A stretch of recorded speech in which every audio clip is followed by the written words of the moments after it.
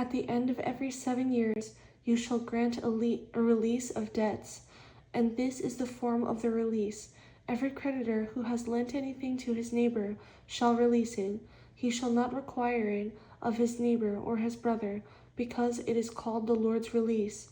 Of a foreigner you may require it, but you shall give up your claim to what is owed by your brother, except when there may be no poor among you, for the Lord will greatly bless you in the land which the Lord your God is giving you to possess as an inheritance.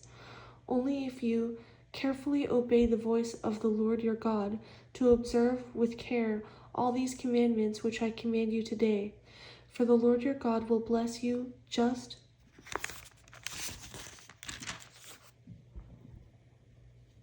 as he promised you. You shall lend to many nations, but you shall not borrow. You shall reign over many nations, but they shall not reign over you.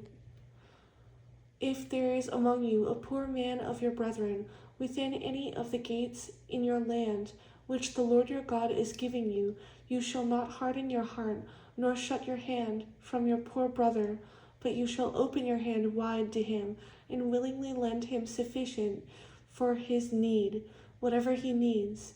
Beware lest there be a wicked thought in your heart, saying, the 7th year, the year of release, is at hand, and your eye be evil against your poor brother, and you give him nothing, and he cry out to the Lord against you, and it becomes sin among you.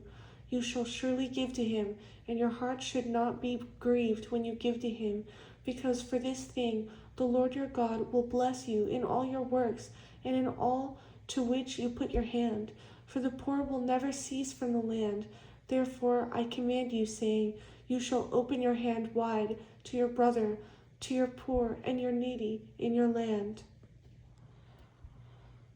If your brother, a Hebrew man or a Hebrew woman, is sold to you and serves you 6 years, then in the 7th year you shall let him go free from you. And when you send him away free from you, you shall not let him go away empty-handed.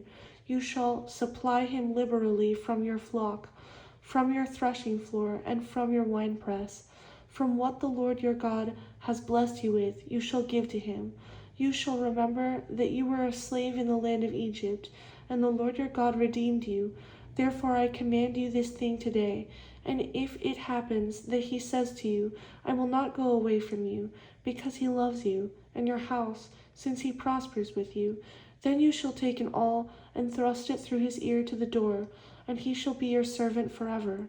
Also to your female servant you shall do likewise.